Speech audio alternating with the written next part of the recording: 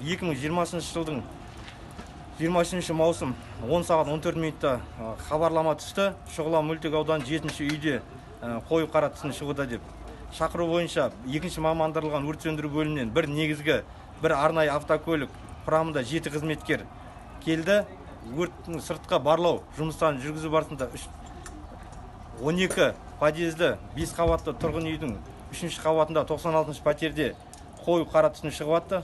Бір газ түтіннен қорғау қызметі буыны бір оқпанмен кіру барысында асхана бөлмесінде газ плита, холодильник, кухня, гарнитур жануы анықталды. Өрт толығымен 10 сағат 34 минутта жойылды.